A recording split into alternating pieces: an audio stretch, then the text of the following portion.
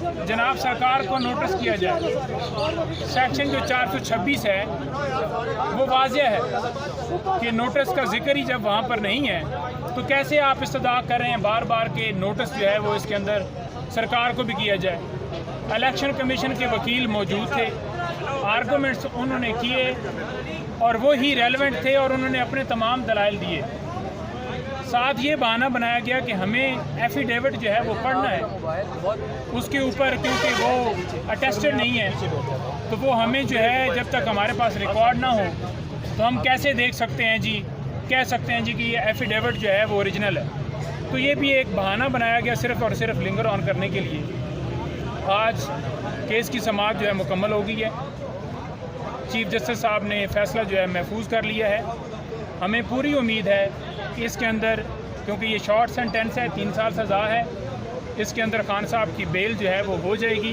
पहले हमें पता चला कि अभी अनाउंसमेंट जो है होने लगी है, लेकिन अभी इतला मिली है कि ये फ़ैसला जो है कल तक मुलतवी कर दिया गया है। दीगर हवालों से हमें इतला मिली है कि मुख्तलिफ़ टीमें जो हैं वो, एक तो लाहौर से टीम जो है वो इजाज़त लेकर वहाँ पर जेल में गई है इंटेरोगेशन करने के लिए।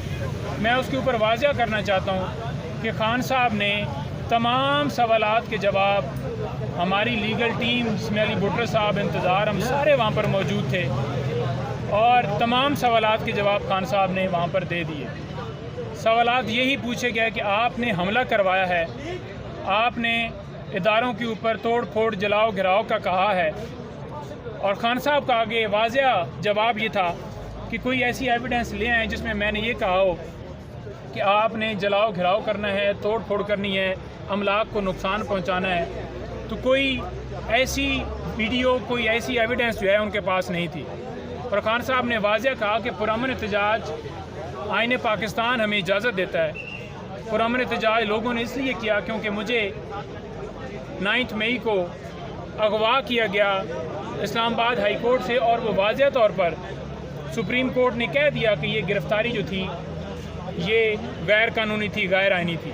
तो लिहाजा लोग निकले। आज फिर उसी केसेस के अंदर इंटेरोगेशन करने के लिए दोबारा टीम गई है और सवालात कर ले। खान साहब ने पहले भी सवालात के जवाब दे दिए।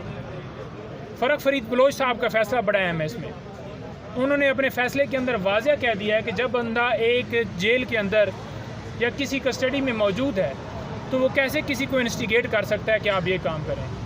जितना टाइम वो गिरफ़्तार रहे उनका कोई राब्ता किसी के साथ नहीं था, ना उनके पास मोबाइल की फ़ैसिलिटी थी, तो वो कैसे ये काम कर सकते हैं। फ़ैसले के बावजूद खान साहब के इन्वेस्टिगेशन टीम के सामने, GIT के सामने जवाबात देने के बावजूद आज फिर एक बहाने से इजाज़त लेकर टीम वहाँ गई है। खान साहब जवाबात तमाम सवालात के देंगे और हमें पूरी उम्मीद है कि कल खान साहब की जो है वो इस तोशाखाना केस के अंदर ज़मानत हो जाएगी। और एक जो है मैं वो आपकी तवज्जो से बताना चाहूँगा कि जो आज रिमांड लिया गया है शाह महमूद कुरैशी साहब के हवाले से, उसका कोई जवाब नहीं बनता था।